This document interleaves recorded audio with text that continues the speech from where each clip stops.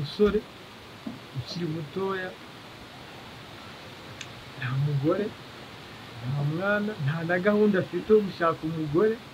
Njye ndashaka aka kantu tukavuge gasobanuye. Ubushize The Band naramubaje ufite imyaka ingahe, ngo navutse ngo mu 1970. none wowe utinye mfite imyaka 18, wavutse ryari? Njye navutse 2005. Abazi gukuba burya ni ugukuba, ni ukugabanya mudukurire mu mutubwire 2005 ubwo harimo imyaka 18 cyangwa ni 20. Ubwo simbaye nka The Band. Ubwo imyaka yawe nta niyuzi. The Band aho gagize amahirwe. Murabizi neza ko The Band birangira apfuye. Urakurara amajoro uri gukora, nyamara uburaho amafaranga ukorera buri munsi ajya, abandi akakubwira ko ufite inyatsi, nawe ubwawe ukibaza amafaranga ukorera aba yaragiye.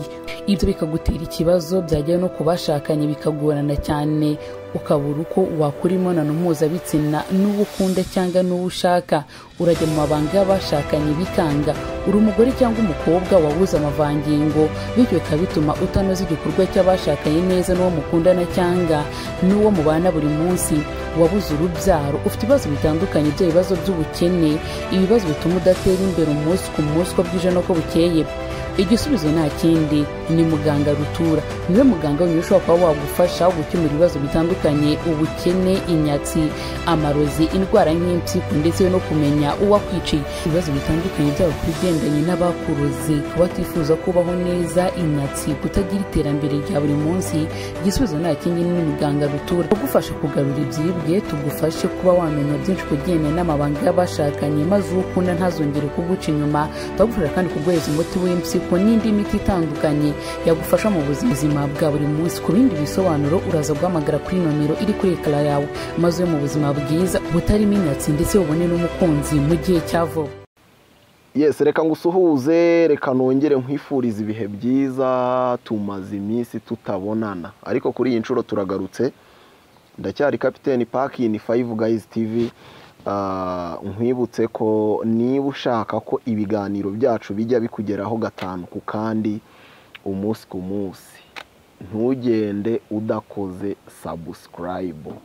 Uyu munsi rero turi kumwe n'umujene, ni umusore mwiza w'igikundiro, umusore Imana yasize amavuta. Araza kutwibwira, ariko reka nkwibutse ko niba ukeneye gusohoka, ukeneye kuruhura mu mutwe, nta handi ushobora gusohokera ngo utahe umeze neza uretse muri Mukungwa Riverside, ahazwi nka New Cascade. Hariya bagufitiye serivisi nyinshi zitandukanye. Ushobora kuhasanga massage na sauna, hari internet yihuta, kandi bagufitiye parking ifite umutekano. Niho hano wafatira lunch, niho hano wafatira breakfast ndetse nimugoroba ukaba wahasangira n'inshuti zawe dinner. Hanyuma kandi nkubwire ngo muri iyi minsi tugiye gukora cyane cyane cyane. Reka rero nakire ku mugaragaro umujene wacu, watangira wibwira abakurikiye 5 Guys TV. Murakoze, mbere y'icyo mbibwira, ariko Captain baratwanze. Oya, ntabwo nabanga, ndahari kandi namwe murahari bavandimwe. Reka nicyo gihe ngo dukora akazi kose dushinzwe. Watangira wibwira abakurikiye 5 Guys TV. Okay, ngiye amazina yanjye yitwa Byahatari Show. Byahatari Show. Guys, reka rero aha hantu buriya hagiye kuba impaka. Ukuntu hagiye kuba impaka, ubushize ubwo duheruka kuganira n'umusaza witwa The Band, nawe yaratubwiye ati nge nitwa Byahatari Show, ariko aratubwira ati impamvu nta nubwo ari njye uryitwa, ahubwo ni shene yitwa Byahatari Show nakunze kugaragaraho. Ati hari n'abandi bajene nakunze kugaragara nkina nabo filime zitandukanye na komedi. None n'uyu nguyu yaraje ati nitwa Byahatari Show. Byahatari Show gute? Buri impamvu yawe mu gihe nitwa Byahatari Show, ahubwo njye ncyakire The Band tutantwara izina kandi ari iri. Ubwo bigiye kuba impaka, ubwo bizasaba ko tuzana The Band. Abantu batumagara ibintu bitagenda neza, baraguhamagaye ndamwitaho. Impamvu ubwira ngo The Band ubundi wakagombye kumunzanira akambwira ujya nshimutira izina nubwo tugaragara twese muri iyo filime cyangwa kuri iyo sheni ariko ni The Band kandi wabizi The Band birangira apfuye. Hanyuma ubundi amazina yawe nyakuri ninde? Amazina ya nyakuri nitwa Bisangabagabo Emmanuel. Bisangabagabo Emmanuel. Bisangabagabo Emmanuel, nituganira mbere yuko tuganira bisaba ko tuganira abantu babanje kumenya ngo Emmanuel Bisangabagabo ubundi ni muntu ki mu buryo mu magambo make. Emmanuel Bisangabagabo ni umusore ukiri mutoya, nta mugore, nta mwana, nta na gahunda afite yo gushaka umugore, nta mafaranga agira kuko ari kubanza yashaka amafaranga. Hari utuntu nka tubiri ndi bukomozeho. Ni umwana ukiri mutoya, ubwo bishatse kuvuga iki? Ufite imyaka ingahe? Ufite imyaka 18. 18? Ubwo wavutse ryari? Ubu nagenda vukira ukumva. Oya, wowe tubwire wavutse ryari? Ndacyari ribu. Wavutse ryari? Ndacyari ribu. Oya, nge ndashaka aka kantu tukavuge gasobanuke. Ubushize The Band naramubaje ufite imyaka ingahe ngo navutse ngo mu 1970. None wowe utinye mfite imyaka 18, wavutse ryari? Je navutse 2005. Abazi gukuba burya ni ugukuba ni ukugabanya mudukurire mu mutubwire 2005 ubwo harimo imyaka 18 cyangwa ni 20. Ubwo simbaye nka The Band. Ubwo imyaka yawe nta niyuzi. Ubwo mbaye nka The Band.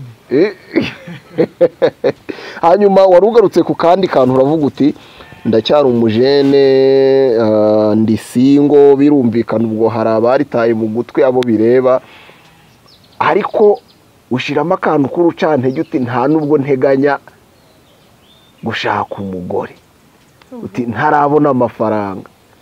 Uteganya ukubanza washaka amafaranga angahe? Bayiro captain. Bura kujira umugabo cyangwa witwa umugabo nuko ufite amafaranga. Buriya ushobora kuba n'amafaranga ufite nawe ubwawe twahura n'umunsi wose. Ubundi se amafaranga buriya amafaranga agaragarira? Buriya amafaranga agaragara mu byo ukora, wambara. Aha, turabigaruka. Twabo ibyangwe se ko nabonye ubifite uri ku byangwe. Ntati ko kantu ko gutira se ko ntago waniza imyambaro ko byagorana. Ntati yari umujene wantuje ati genda usa neza. Hanyuma uteganya gushaka ari uko ugize nk'amafaranga ngahe wowe mu bitekerezo byawe? Mbaye umusitari muri sinema nyarwanda. Urashaka mbere na mbere target yawe ni ukuba umusitari muri sinema nyarwanda. Uba wumva intumbero yawe ari ukuba umusitari nkande mu bastari dufite hano mu Rwanda? Kandi dufite abastari benshi cyane, abantu bakwikiye filime za Bakanyombya, tukajya amarira y'urukundo ni nyinshi, ariko muri iki gihe ngomba nawe umusitari nkamera nka Kiramani. Kiramani niwe muntu ureba akagukoma buriya. Ni ukuvuga ngo mbese mu Rwanda umuntu ugukoma ni Kiramani. Kiramani iri kubushaza bya danje, ugira ngo ni inkotanyi ya danje kubakanga kandi hari kose azi. Kiramani sobanura b'inkuru ya danje. Hanyuma nawe uri mu bantu bavuga ko bafite impano yo gukina filime cyangwa se uwo wiyumva nk'umuntu ushaka kujya muri sinema nyarwanda? Wumva kuva watangira kugira icyo gitekerezo umaze kugaragara muri filime nka zingahe ugereranyije? Maze kugaragara muri filime izo nakwita ko nagaragayemo ziri hanze ni nk'eshatu. Izindi twajyaga muri shoot tugakora episode imwe cyangwa ebyiri twumva ngo byahagaze, ubwo mu boss akaba agize ute, akaba ari borutse, akaba arakatinze, ukabirangiye aho ngaho. Ukongera kuba ahandi baraguhamagaye nabwo ukajyayo, mbere namwe ukongera mugakora bikongera bikaba nka kwa kundi. buriya amaze gukora nka filime zigera muri 6 byose bagera gutyo. Kugera ubu ngubu iyo utekereje nk'umuntu wiyemeje kujya muri sinema nyarwanda, ni iyihe role ubona ukavuga uti iriya sinayikina? Role mvuga nta kina ni iyo kuvuga ngo ngiye kwambika ubusa ngiye kubikora. Yawe ntabwo nakina. Iyo kwiyambika ubusa? Ubwo kwiyambika ubusa mu buhe buryo? Suppose wenda tujya tureba nk'ari amafilime y'amanyamerika cyangwa izindi zo hanze y'igihugu cyacu. Hari nka role ubona wenda nko mu Rwanda ntabwo byari byaje. Ugasanga wenda barimo nk'abantu bari kuryamana bikanagaragara. Ariko iriya role kuko mu Rwanda itari yaza, ariko ni viziyo nabyo bishobora kuzaza ntawamenya. Ariko iriya role ntabwo nayikina, ariko andi marole yose nayakina. Hanyuma ubundi ubusanzwe wowe role ukunda gukina ni iyihe mu buzima busanzwe, nk'izo wakinnye ziri hanze wakunze gukina iyihe role? Na role nakunze gukina movie duheruka gukina, ubwo nari ndi umwana ariko mfite papa. Ubwo njye na papa dukunda umukobwa umwe ariko twese tutabizi. Sure. Ariko ntirajya hanze. Niba na filime yarambabaje. Ubwo iyo movie yitwa ngo iki? Filime yitwa Me and Daddy. Yitwa Me and Daddy. Ariko muteganya kuyisohora? Yego. Ko numva izabikubiye. Twarashutinze ariko Captain Boss twamenye yarengeye. Ariko ntakire telefone yiwe nambaza ati sura cyahari. Ati genda hari. Ati ya filime tuje kongera kuyisubukura ndagushaka cyane. Nanjye mubwira ko ndi ready kubikora. Okay. Hanyuma wowe nka Emmanuel, iyo urebye ubona intumbero yawe, wavuze uti ndashaka kuba umusitari muri sinema nkagera ku rwego menyekana, yenda se ukagera kuri urwo rwego rwa kiramani nk'umuntu ureba ukamufatiraho icyitegererezo cyangwa ukanarurenga. Iyo urebye ubona ari izihe mbogamizi muri iki gihe zihari, by'umwihariko ku bantu bakiri batoya mu ruganda rwa sinema nyarwanda? Imbogamizi zigihari ni nk'uko mbigusobanurira, usanga bagufashe ngo ujye gukina filime ugasanga n'iyo filime basi nta n'ahantu banayishyize, uri kumva biragoye kujya wowe ubwawe uzamenyekana. Wenda iyo filime niyo ari izagufasha kugira umenyekane, unahure naho ngabona abakiramani n'abandi. Ugasanga nk'iyo filime n'umyandikire no mu kuyumva wumva filime kiryoshye, yahita inazamuka, ariko ugasanga filime nta hantu igeze. mukora episode imwe, nabwo niyo episode ntinasohoka, ikaguma kuri memory card yakabira gusa, niba na editing base ikaguma aho ngaho. Ubwo uri kumva nta nizo mbogamizi tunahura nazo, kubera ko nta hantu tuba twanageze. Nanjye kiramani niba mufana biragoye kamenya yambaza ati swa kinyi waririmbyi ntamusobanurira, bikagorana ko hagira n'umuntu uza gukora casting akaba yagufata. Ariko mbonye muri ya filime ashaka no kumbwira ati ntukore casting, ibyo nabonye birahangiye. Hanyuma tugana ku musozo, ni nk'iki wasaba abantu bategura filime, by'umwihariko abari mu ruganda rwa sinema nyarwanda cyane cyane, ni ubuhe buvugizi wakorera bagenzi bawe, abajene bafite impano yo gukina filime ariko bakaba badafite aho bagaragariza impano zabo? Ikintu nge nabasaba bareke kudukinisha. Bareke kudukinisha.